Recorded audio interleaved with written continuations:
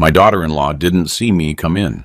She was whispering to my son, and I caught her saying, "I already cut the brakes. Tomorrow is his funeral." My legs gave out right there. I didn't scream. I didn't make a sound.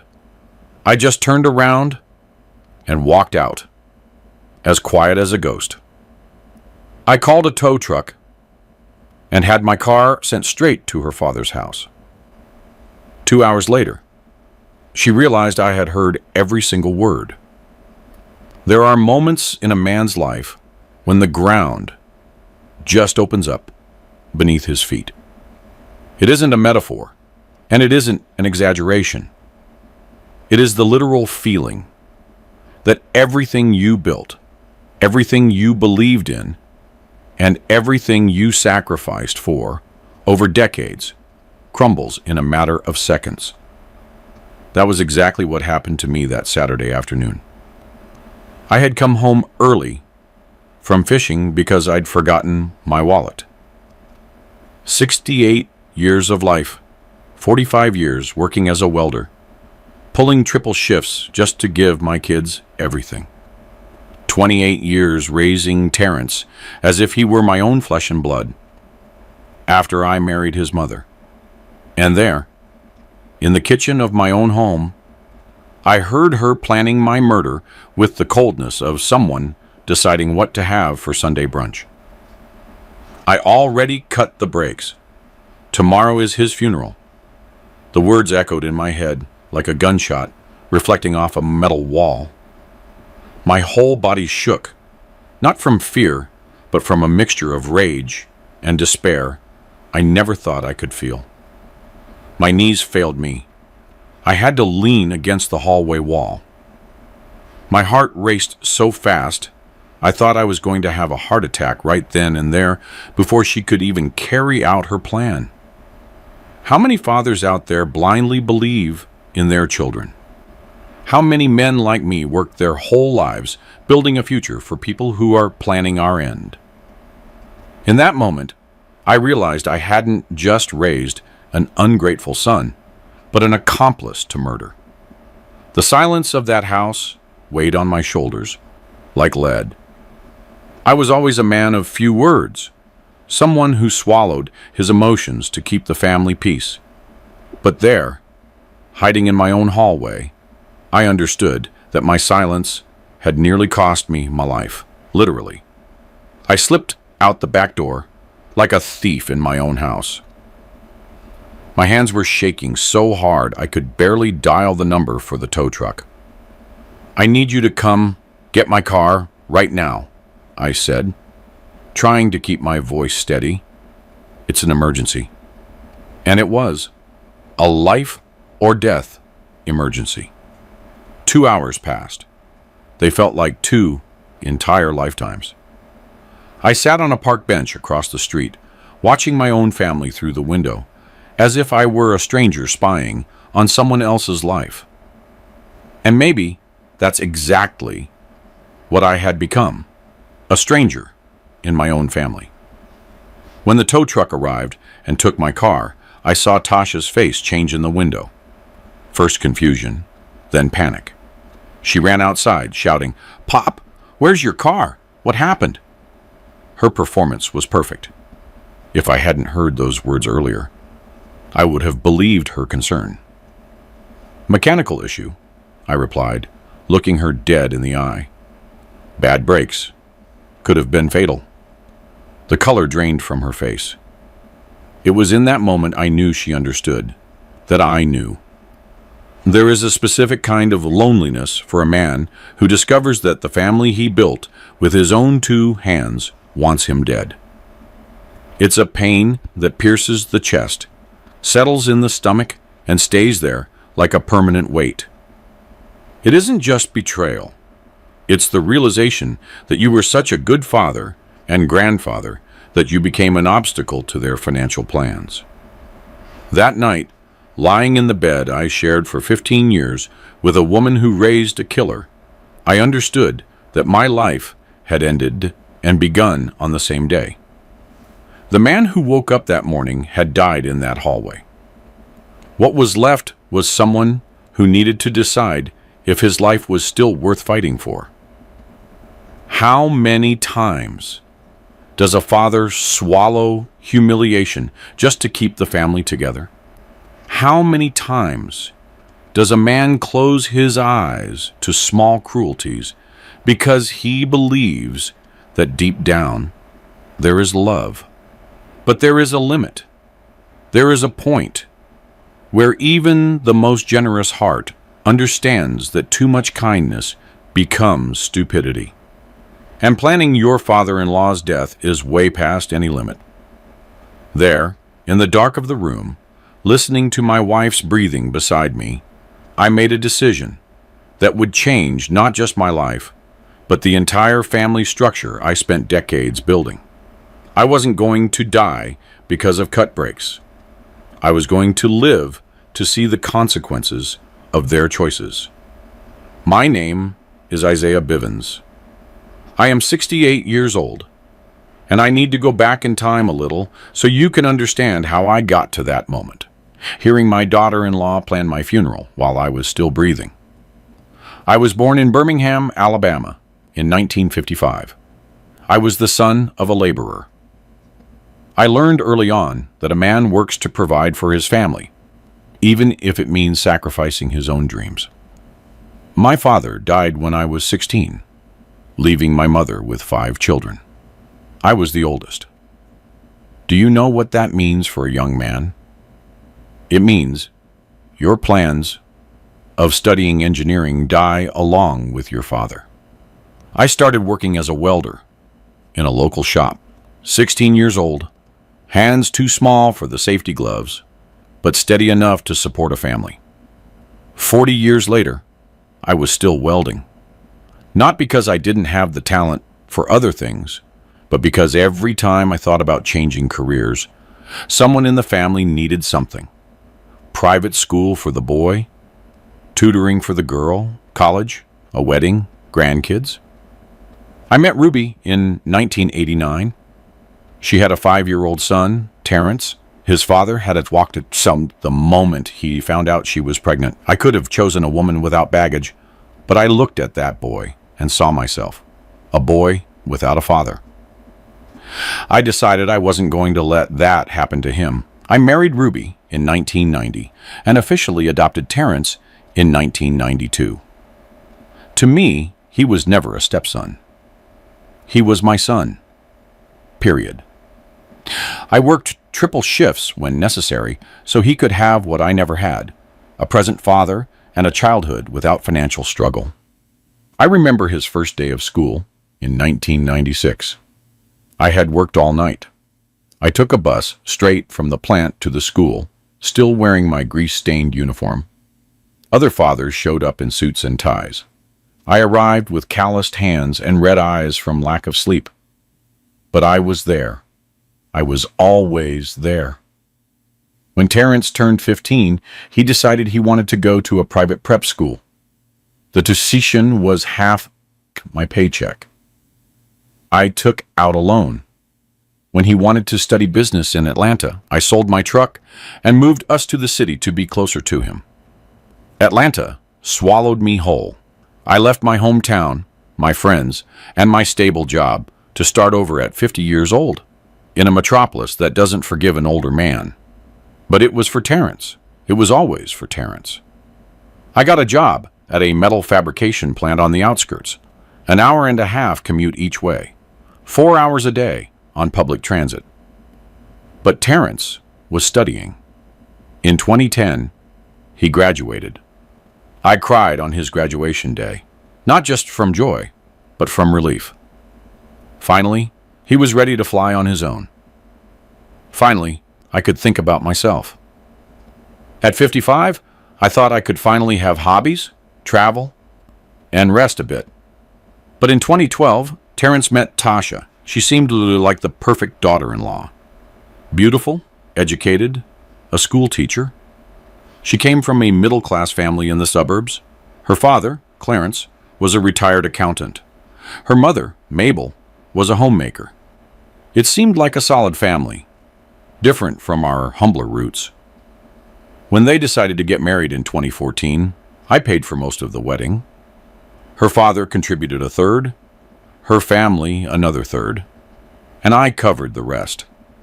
It was $50,000 I pulled from my retirement savings and a loan that took me 3 years to pay off. But it was my son's wedding. That's what a father does. The honeymoon was in the Caribbean, $15,000 that I paid for alone because I wanted it to be a special gift.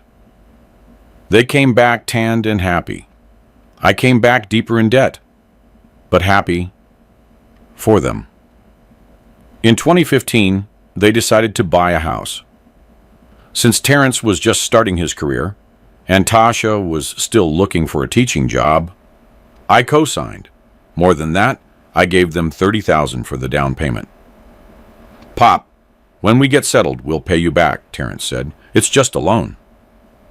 That loan turned into a gift when Tasha got pregnant with my first granddaughter, Maya, in 2016. "Pop, with the baby coming, we won't be able to pay right now, but when I get that promotion..." When? Always later. In 2018, the second grandkid, little TJ, arrived. In 2019, they decided the house was too small. Guess who financed the move? Another $15,000. "Pop, it's so your grandkids can have a yard to play in." How could I say no? All those years, I kept working. At 6, 62, 64, still welding, still doing overtime, still taking side jobs. My Social Security was coming, but it was just the minimum. Without my side hustles, how was I going to keep helping the family? Ruby developed diabetes in 2020. The medication was expensive, and the insurance even more so, but I kept working. Always working. Terrence had a good job at a multinational firm. Tasha was working at a private school. Yet, they always had some extra expense that needed Pop's help. In 2021, I finally retired. At 66, I stopped working for the first time since I was 16. 50 years of labor. Half a century. I thought I'd finally have peace. But retirement brought a change in their behavior. Subtly, they started treating my opinions like old man talk. Subtly, they began to see my presence as unnecessary. They stopped seeing me as the provider I always was, and started seeing me as someone who was taking up too much space. The condo Ruby and I lived in was paid off. It was ours, but it was in the same complex as their house. "What a wonderful coincidence," Tasha would tell her friends. But the tone of her voice didn't match the words. In 2022, Ruby died. Complications from diabetes and heart issues. She passed away on a Sunday morning, sleeping right next to me. I woke up a widower, 67 years old, retired, and alone. Terrence was very affectionate at the funeral, and so was Tasha. But 3 months later, the suggestions started. "Pop, this condo is too big for just you." "Pop, have you thought about moving somewhere smaller?" "Pop, there are some really nice assisted living communities nearby." Assisted living at 67? With perfect health, a sharp mind, and a guaranteed pension? I was in their way. That's when I started paying attention. That's when I realized my presence in the neighborhood annoyed them.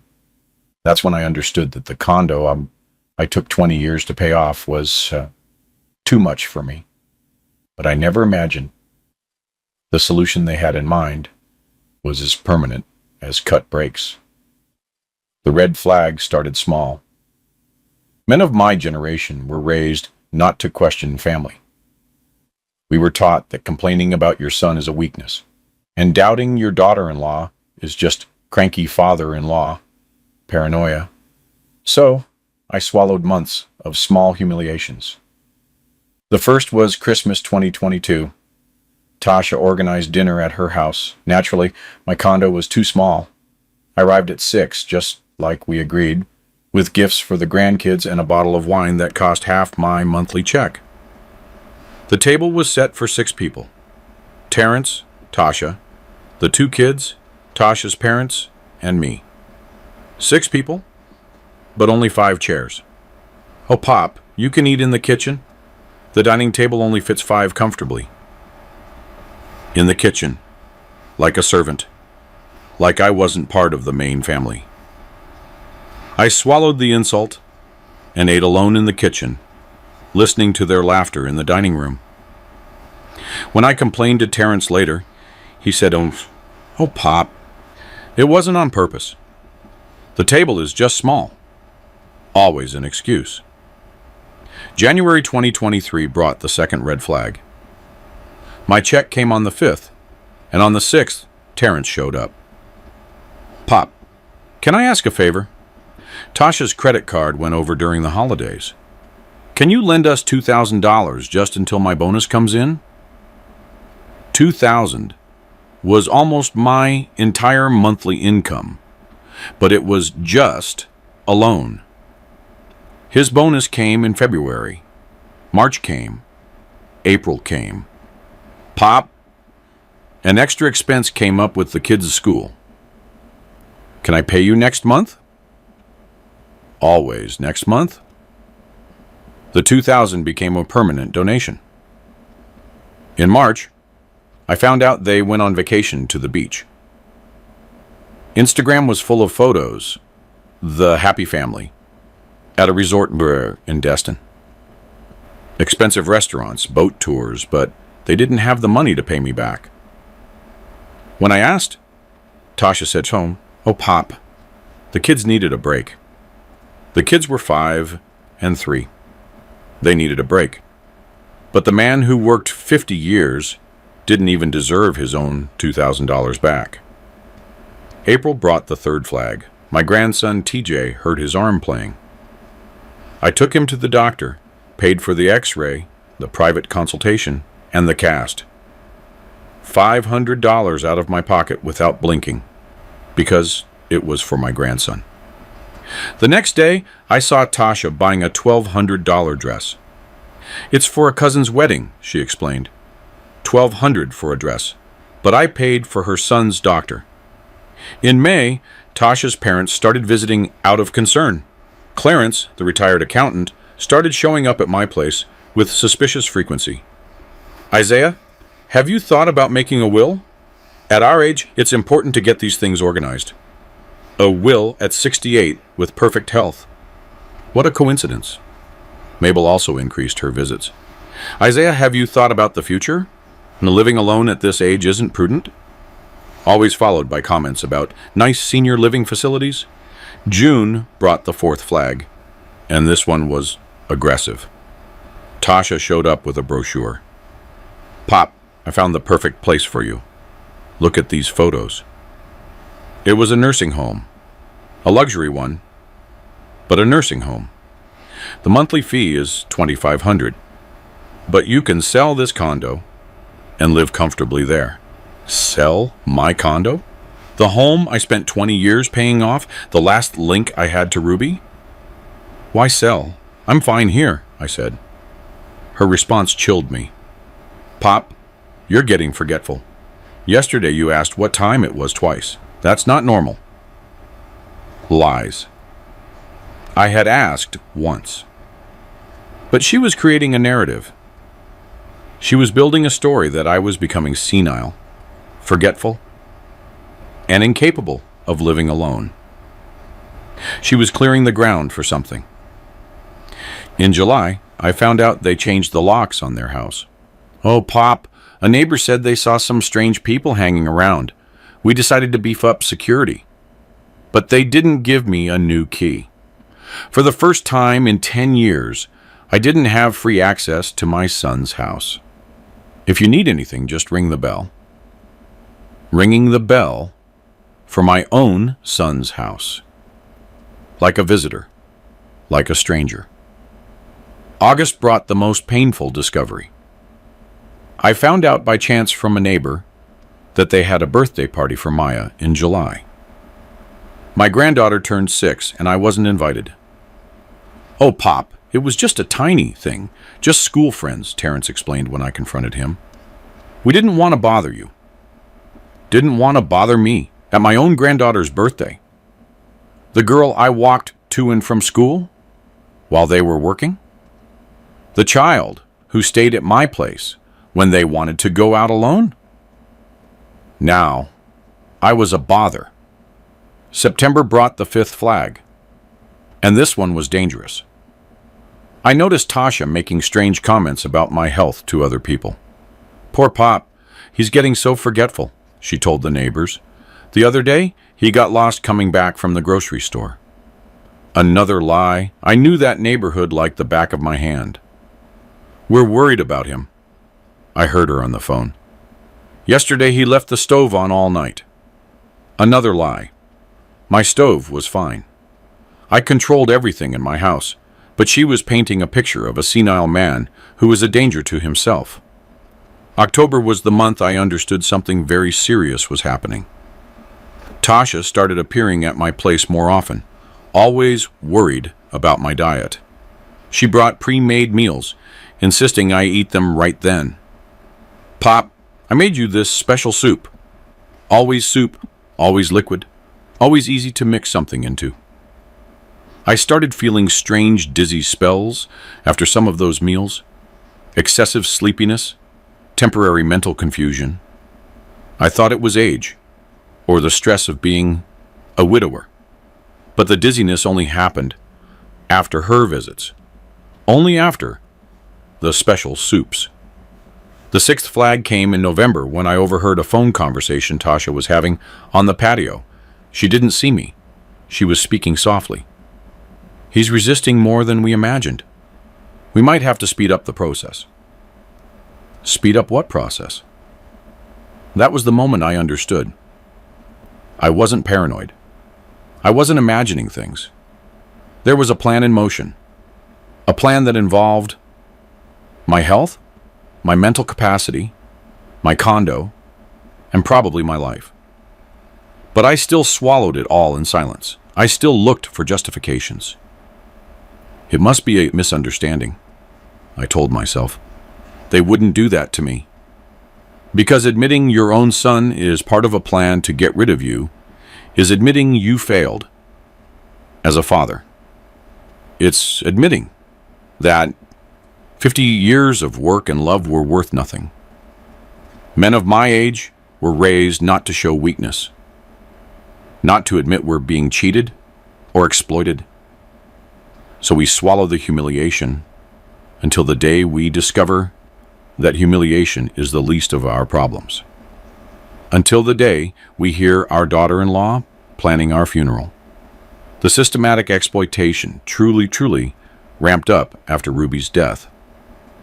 While she was alive, there was a barrier. Ruby, even when she was sick, wouldn't let them disrespect me completely. But she died in November 2022, and December marked the start of my programmed destruction. In January 2023, Terrence came to me with a spreadsheet. "Pop, Tasha did a review of the family expenses. With your pension, we can organize things better." The sheet showed all my monthly costs, utilities, groceries, meds, and next to them were savings suggestions. "Pop, you spend too much on electricity. You could leave the AC off more." This was in the middle of a Georgia summer with 90-degree heat. A 68-year-old man should suffer in the heat to save on power? And that cable package is too expensive. Local channels are enough. 50 years working to have the right to AC and cable. And now, I should live like a pauper. The most absurd suggestion was highlighted in red. Cell phone unnecessary for person of his age. Savings, $80 a month. They wanted to isolate me completely. No phone, no contact with the world, depending only on them for any communication. February brought the second phase, collaborative management of my finances. Tasha suggested it would be more practical if they did my grocery shopping. "Pop, you don't need to worry about these things. We'll buy everything together and save." It saved for them because my grocery list was basic, But they included expensive items for themselves and split the bill. $500 of my pension went straight to the collaborative shopping, but I received rice, beans, and the basics. They kept the wine, the steaks, the imported goods. It's fairer to divide expenses proportionally, Tasha explained. Proportionally meant I paid for half the luxuries they consumed. March marked the beginning of systematized emotional blackmail. Pop, Maya asked why Grandpop doesn't help the family anymore. My 6-year-old granddaughter asking why I don't help? After 50 years of financing everything. She saw her friends getting expensive gifts from their grandfathers and got sad. From April on, requests became demands disguised as emergencies. Pop, the washer broke. It's $1,000. We can't wait until the end of the month. Always urgent, always an emergency. And I always paid. May brought the third phase, invalidating my opinions. Pop, at this age, you shouldn't be driving. It's dangerous. I had been driving for 50 years without a scratch. Clean license, perfect reflexes. We can take you wherever you need to go. Total dependency, total isolation. When I refused to sell the car, accidents started happening. A flat tire while parked in the complex. A scratch on the door that appeared out of nowhere. A mirror broken mysteriously. Pop, do you see? You're a target for vandalism. It's better not to have a car. Male loneliness at 68 is different. It's realizing you've become an inconvenience to the people you raised. It's discovering that 50 years of sacrifice are worth less than $1,000 for a washing machine. When your family exploits you, you have no one to talk to. You can't cry because men don't cry. You can't complain because a father doesn't complain about his son. You stay alone with the pain. June was the month they started questioning my mental capacity. Isaiah is getting so forgetful, Tasha told Mabel in front of me. Yesterday he asked what day it was 3 times. A blatant lie. I knew exactly what day it was. Maybe it's early onset Alzheimer's, Mabel whispered with fake pity. Alzheimer's, the perfect word to justify anything. Involuntary commitment, loss of civil rights, transfer of assets, all legal, all backed by mental illness. In July, I found out they consulted a geriatrician not to help me, but to get a medical opinion that would prove my incapacity. I found out through a receptionist who knew me at the health center. Mr. Bivens, your daughter-in-law was here asking about tests for dementia. The 4th phase of exploitation began in August. Direct psychological pressure. Pop, you're becoming a burden on the family. The words came out of Terrence's mouth like a punch to the gut. A burden. After 50 years of being the pillar. Tasha is stressed out taking care of you. The kids are noticing the tension. Taking care of me? I exploded. What care? His response broke me. Pop, you can't live alone anymore.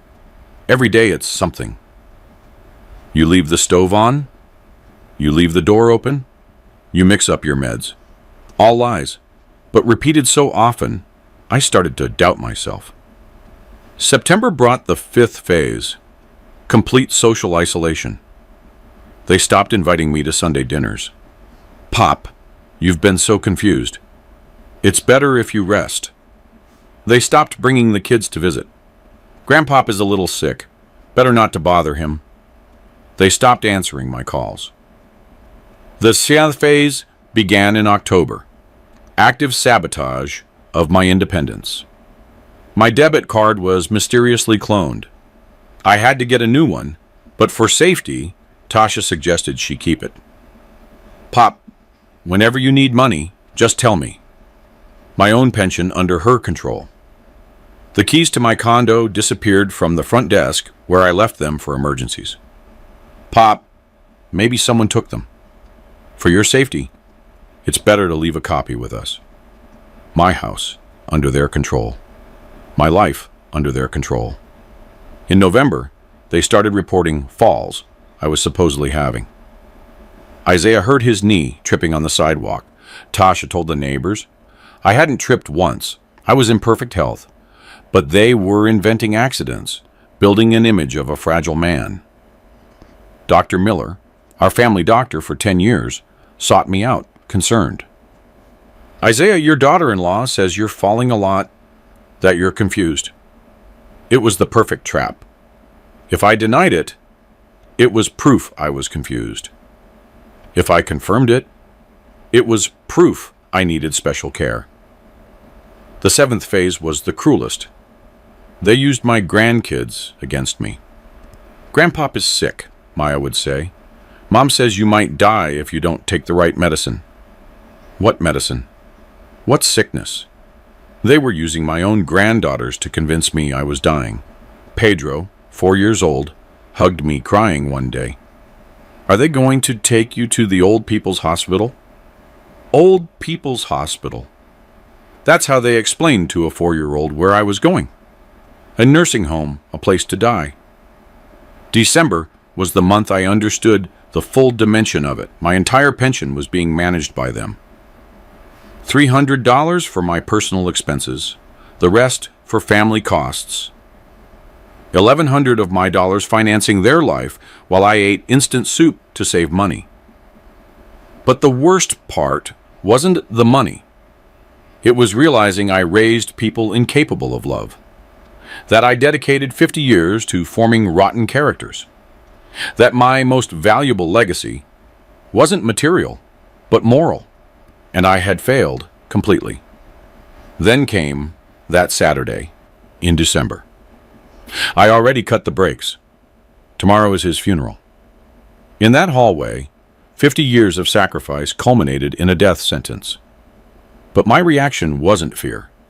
It was a cold clarity, like a dense fog lifting. 68 years of life, 50 years working, and 28 years raising Terrence. And there was the reward. I left the house like a ghost and went straight to the park. I sat on the same bench where I used to play with my grandkids.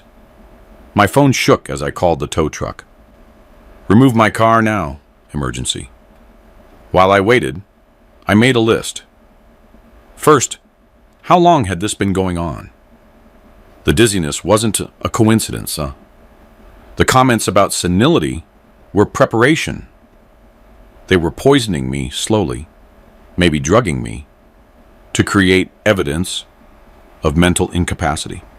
Second, who else was involved? Terrence definitely knew. Tasha's parents, probably. Mabel, with her senior living suggestions. Clarence, with the will. It was a family mafia. Third, what was the plan? To eliminate me physically through the car accident or mentally through forced medication to take control of my assets. Probably both. When the truck took my car and I saw the panic on Tasha's face, I knew I had one advantage. They thought I didn't know. They thought the old man was too far gone. The plan began Sunday morning. Step 1. Document everything. I went to the nearest police station and filed a report for attempted murder. The detective, Mr. Vance, was skeptical at first. Mr. Bivens, are you sure about what you heard? When I explained the context, the dizziness, the senility narrative, the pressure to sell the condo, he understood the gravity. We'll need more concrete proof, he said, but I can tell you how to proceed. He gave me a small, discreet recorder. Use this whenever you interact with them. Step 2. Financial protection. Monday morning, I went straight to the bank. I transferred my entire pension to a new account they didn't know about. I canceled the card Tasha had. I changed every password. In 2 hours, I cut their access to my money. The manager, Mrs. Sterling, had known me for 10 years. Isaiah, can I ask why the sudden change? I told her. She was shocked. Sadly, it's not the first case I've seen. Children exploiting elderly parents is becoming an epidemic. Step 3. Personal security. I found a lawyer specialized in elder law, Mr. Elias Thorne. I gave him my full testimony.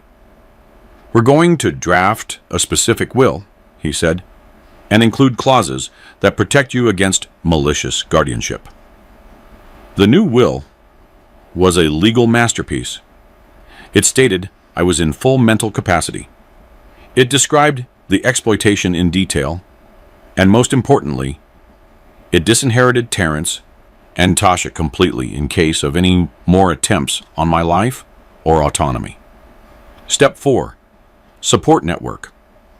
I talked to my brother, Otis, who lives in Birmingham. He was outraged. Isaiah, come live with me. I have space. You'll be safe. I also called my cousin, Silas, in Savannah. I created a network of people who would take me in. Step 5. Medical evidence.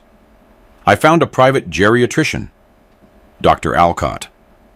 I had a full workup, MRI of the brain, cognitive tests, psychiatric evaluation. Everything to prove my mental health was perfect. The results were categorical. Mr. Bivens presents fully preserved cognitive capacity. Tuesday, I started phase 2, gathering evidence. I installed recording apps on my phone. Every conversation would be logged. I also installed a mini camera in my condo. If they tried to tamper with my food or meds, it would be on film. The first evidence came quickly. Tasha showed up Tuesday afternoon with special soup. Pop, I made you something for your health. I accepted it, but only pretended to eat. I kept a sample and sent it for analysis. The result? Diazepam, enough to leave anyone confused and lethargic. Thursday was the day of the first confrontation. Terrence appeared, looking worried. Pop, Tasha says you canceled her card. Why did you do that? It was the opening I needed. Recorder on. Son, I need to talk to you seriously. I know everything. The color left his face. Know what, Pop? I told him word for word what I heard about the breaks. Details about the drugged soup. Evidence of financial exploitation. He tried to deny it, but his voice was trembling. Pop, I think you're confusing things. No one wants to hurt you. We're just worried about your health. Even caught red-handed, he was still trying to convince me I was crazy. Friday, I scheduled a family meeting. I want to talk to everyone. You, Tasha, and her parents. I have a proposal. The meeting was Saturday afternoon, exactly 1 week after I discovered the plan. They entered my condo with the air of people about to commit a crazy man. Tasha had papers, probably power of attorney. Clarence had a folder, probably documents to transfer my condo. Mabel was smiling with that fake pity. Sit down, everyone, I said, my voice firm. I'm going to tell you an interesting story. I turned the recorder to maximum volume. The first thing they heard was Tasha's voice. I already cut the brakes. Tomorrow is his funeral. The silence in that room was deafening. Tasha turned as white as a sheet. Terrence opened and closed his mouth like a fish. Clarence dropped his folder. Mabel started to cry. Now you're going to listen to me, I continued. I know everything. The poison in the food, the comments about senility, the pressure to sell the condo, the plan to kill me or lock me away. I have copies of medical exams. I have perfect mental health, and I have a lawyer, the police, and family who know everything. Their reaction was revealing. They didn't apologize. They didn't show remorse. Terrence's first sentence was, Pop, how much do you want so you don't report us? It was about money. It was always about money. I don't want your money, I replied. I want you to understand one thing. The man you tried to kill did die in that hallway, but someone else was born.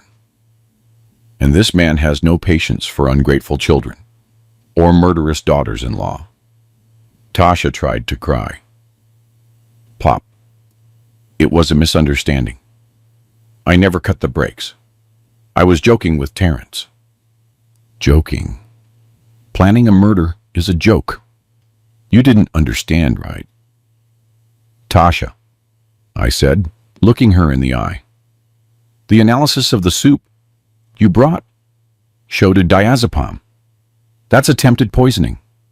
It's recorded, documented, and in the hands of the law. I knew I had won. They came to commit me, but they left knowing their lives had changed forever. Now listen carefully, I said, standing up. You have 24 hours to return every cent you took from me. You have 1 week to move out of this complex, and you have the rest of your lives to pray I don't change my mind about pressing charges. The transformation I felt in that moment was indescribable. 50 years of being submissive, exploited, and humiliated. And in 1 week, I had recovered not just control of my life, but my dignity as a man. Their immediate reaction was total panic. I watched them through the window, the whole family gathering at Terrence's house. It was a council of war for desperate people. Sunday morning, the manipulation attempts started. First, Terrence knocked on my door at 7. I looked through the peephole and saw him alone, looking like he hadn't slept. Pop, I need to talk to you, please. I opened the door, but didn't let him in. Talk from there, Terrence. Talk loud so the neighbors hear too. He looked around nervously. Pop, yesterday was a misunderstanding. Tasha didn't mean it. She was stressed. She spoke without thinking. Terrence, I replied, your wife planned my murder. That isn't stress. That's a crime.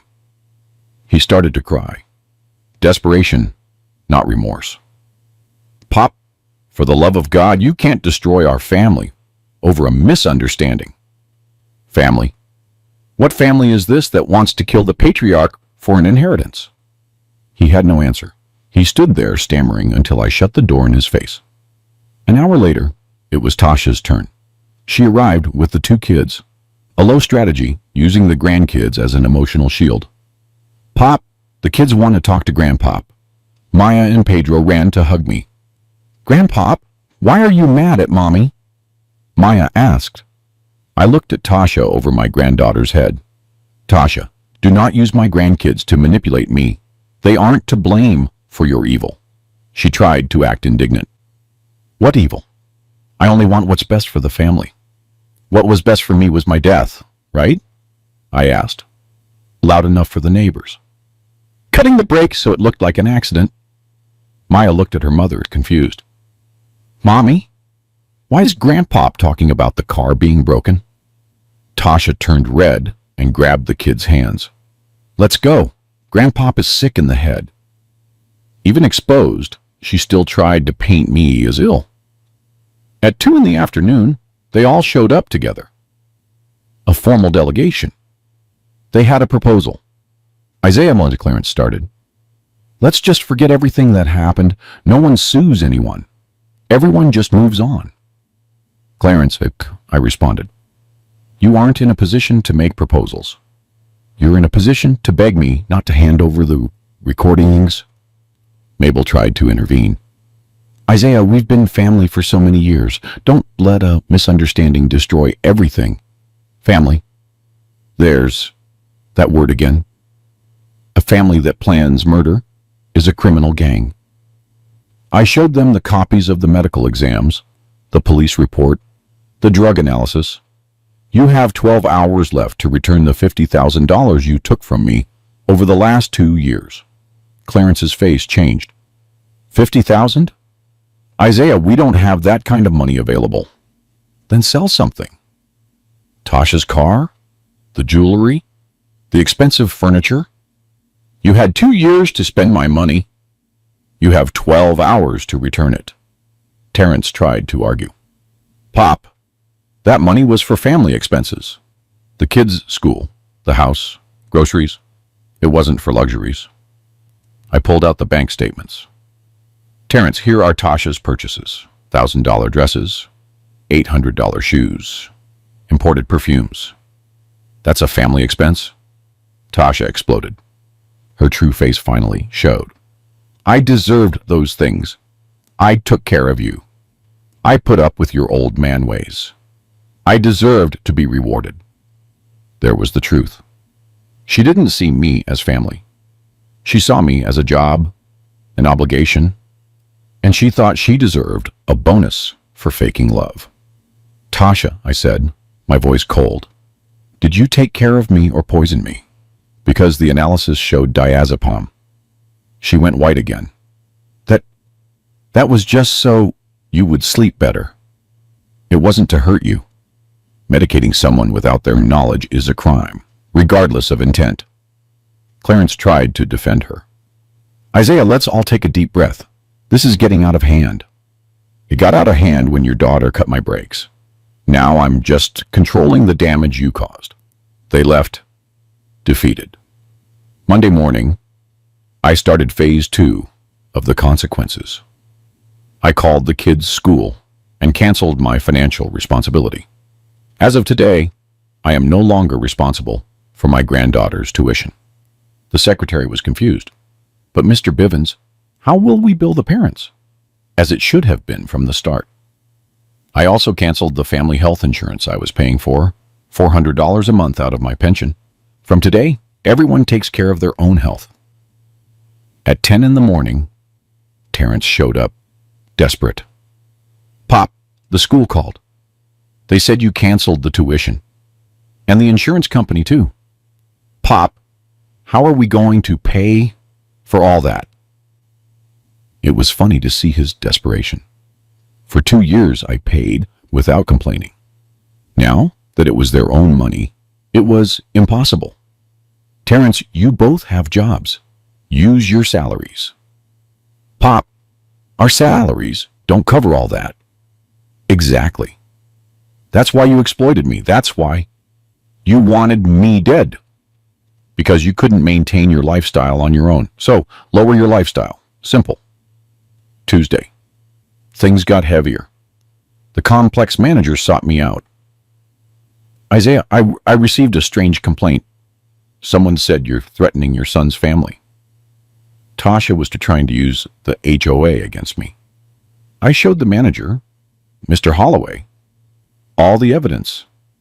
He was stunned. Isaiah, I had no idea.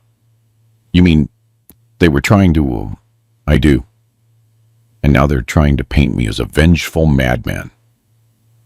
Holloway, who had known me for a decade, shook his head. Isaiah, you're one of the most balanced men I know. If you're taking these steps, it's because you had to. He gave me some valuable info.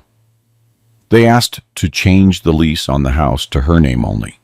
They said it was because of your health. The final confirmation.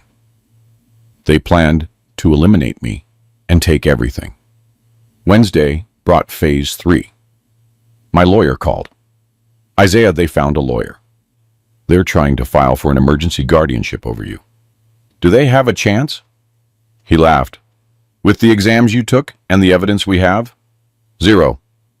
But let's get ready for the process. He explained that this meant they were desperate. Thursday was the day of the real breakdown. Terrence appeared at my door, crying like a child. Pop, they fired Tasha from the school. Apparently, the school board found out about the attempted murder investigation and didn't want a teacher involved in a crime working with children. Pop, now just my salary won't be enough to support us.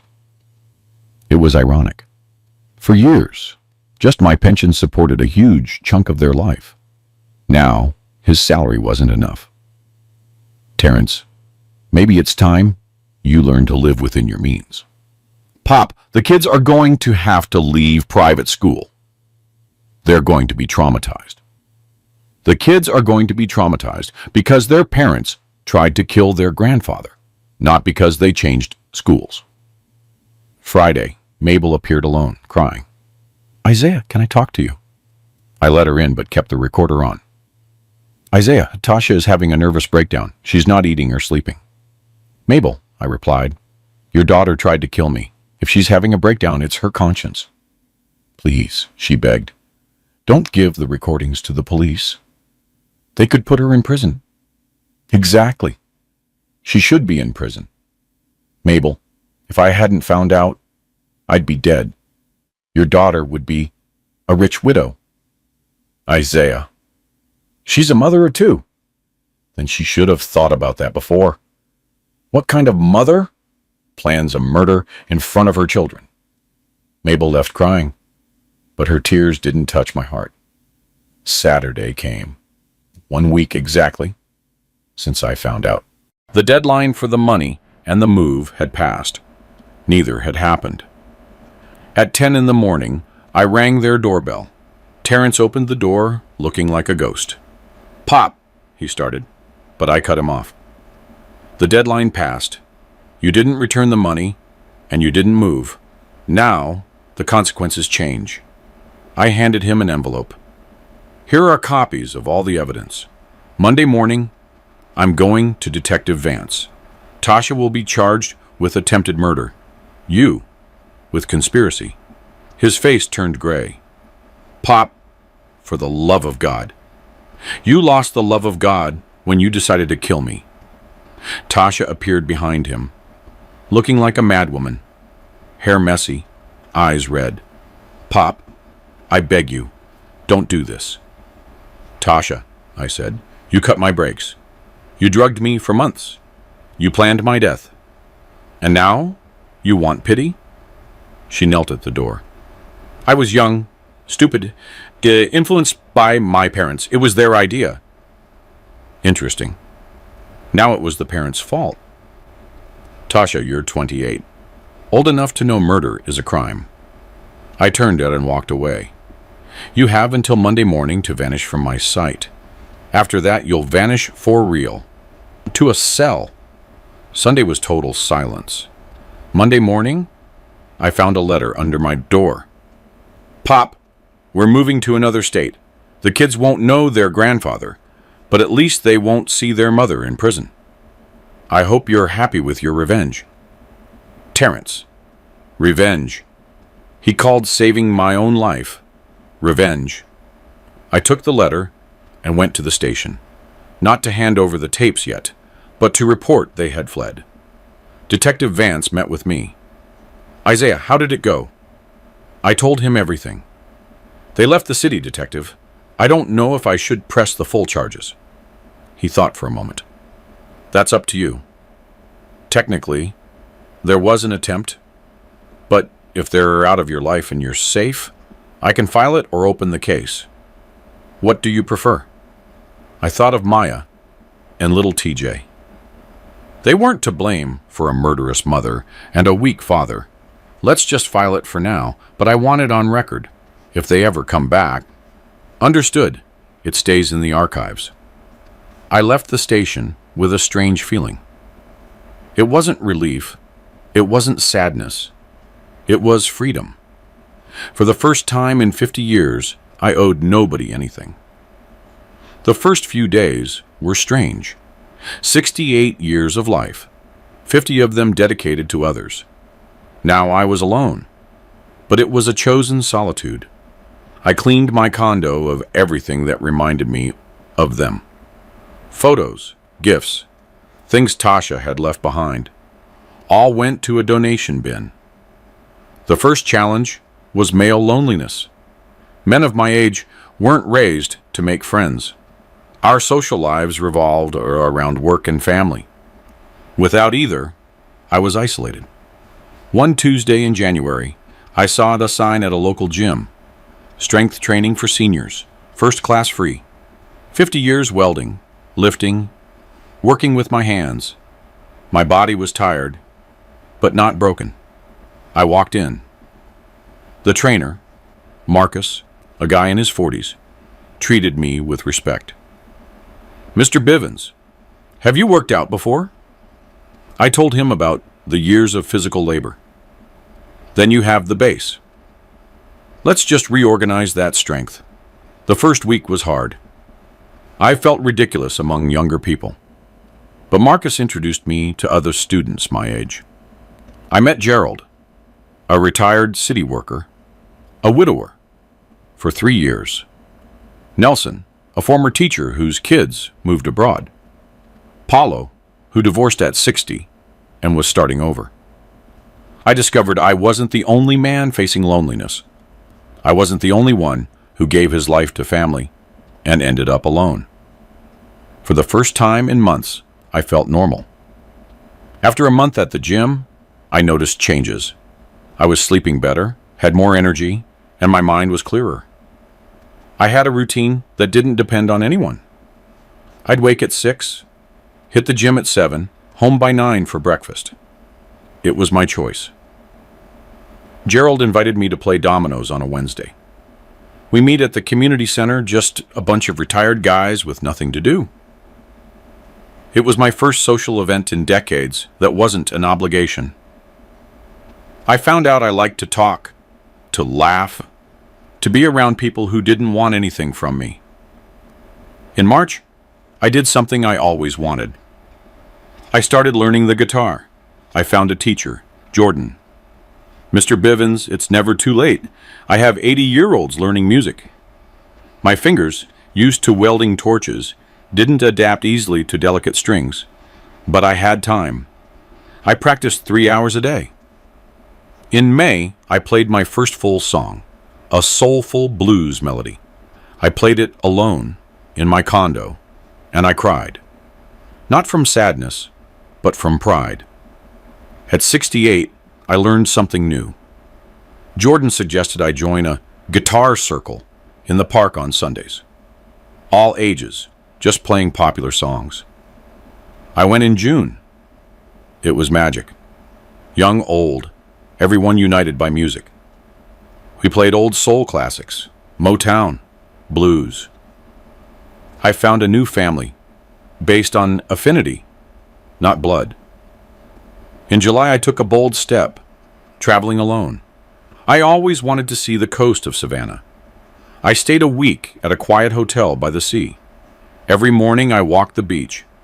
Every evening, I read books I bought for the trip. Every night, I dined alone, listening to the world. In the hotel, I met a man named Anthony, traveling alone for 5 years. Isaiah, after 60, you either live for yourself or you die while you're still breathing, he said. We talked about ungrateful kids and postponed dreams. The difference, Anthony said, is that you had the courage to react. Most just let themselves be exploited until the end. August was the month of physical transformation. 6 months of gym had given me muscles I hadn't seen in decades. I changed my look, cut my hair in a sharper style, bought new clothes, not the old work shirts I'd worn for years. I looked in the mirror and saw a different man, standing taller, firmer, alive. In September, something unexpected happened. I was at the grocery store when a woman approached me. "Excuse me, are you the Isaiah who plays guitar in the park?" It was Martha, a retired nurse, 62, a widow for 4 years. "I always see you playing, but I never dared to come up." We started talking. She also went to the gym, but at different times. She also traveled alone. It wasn't a romance. It was companionship. Someone who understood the chosen solitude. Martha became a great friend. We went to movies, concerts, and town events. It wasn't dating. It was a partnership, and two mature people who found affection without dependency. October, I took a computer course. I was always afraid of technology, but I was curious about the digital world. The teacher, Carla, had infinite patience.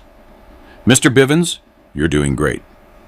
In 2 months, I learned to use social media, email, and video calls. I found old work buddies on Facebook. My social circle, once limited to an exploitative family, expanded to hundreds of people with similar interests. In November, I bought a new car, not for practicality, but for pleasure. A sleek Nissan Maxima, My first car, chosen for my comfort.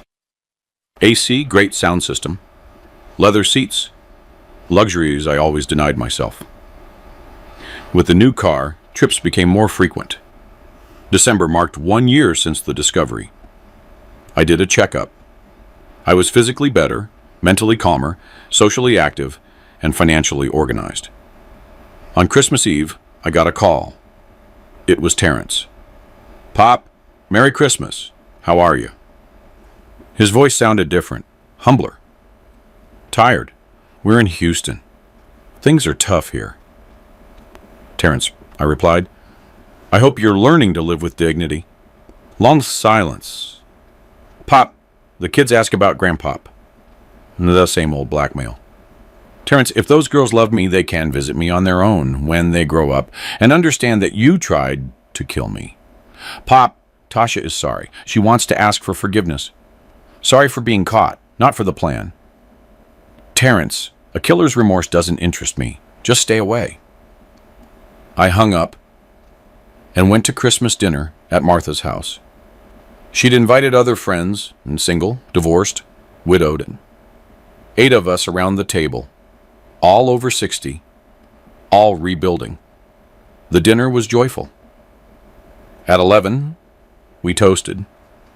"To us, Gerald said, who discovered it, it's never too late to be happy." I raised my glass. "To us who learned that family isn't bloody, so it's choice." I went home that night to a house that was truly mine, and my new furniture, modern decor, plants I cared for. The house had nothing of the old life. I looked in the mirror before bed. The man I saw wasn't the one who heard his daughter-in-law plan his death a year ago. I was thinner, stronger, more alive, but mainly, I was free. Free from the obligation to please. Free from the need to support ingrates. Free from the weight of being a father to those who didn't deserve it. At 69, I learned the most important lesson of my life. It's never too late for a man to value himself. It's never too late to choose your own happiness.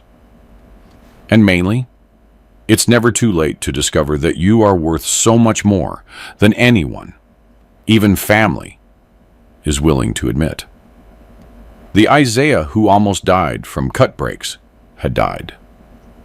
The one who was alive knew exactly the value of his life and wasn't willing to accept anything less than total respect. Today I'm sitting on the porch of my new place in Savannah, where I moved 6 months ago. The ocean is calm, the morning sun is coming through the window, and I have a cup of coffee in my hand.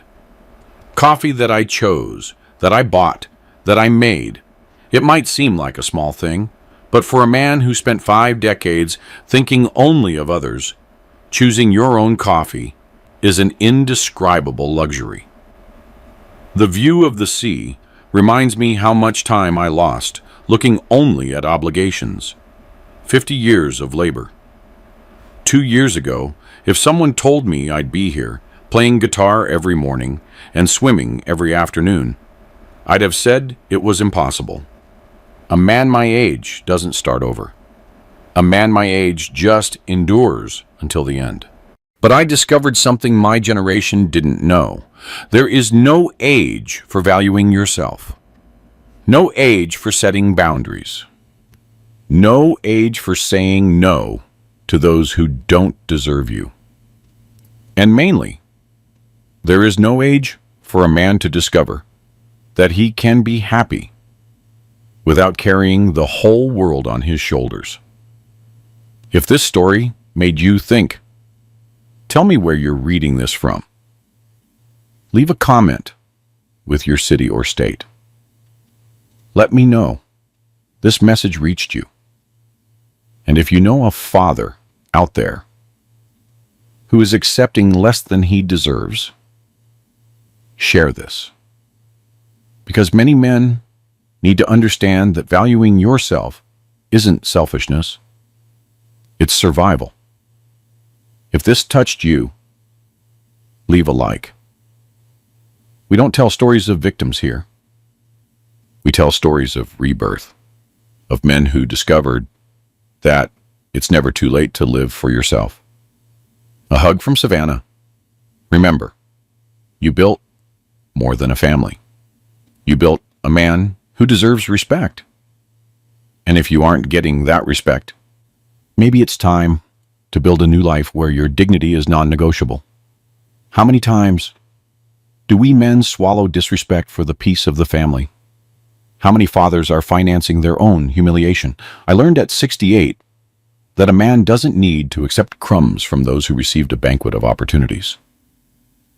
Being a father doesn't mean being exploited. And it is never, ever too late for a man to value himself and start again. The life I deserve began the day I stopped accepting the life they were offering me. I'm really glad you're here and that I could share my story with you. If you liked it, show me by liking the video and subscribing to my channel. Let's see how many of us there are. Write in the comments which city you're watching from and what time it is. I'm so curious to know where all you wonderful people are tuning in from. If you want to support me a little extra, you can also send a small donation. I share new life stories for you every single day. And now, 2 of my most popular stories will pop up on the screen, so you can choose what to watch next.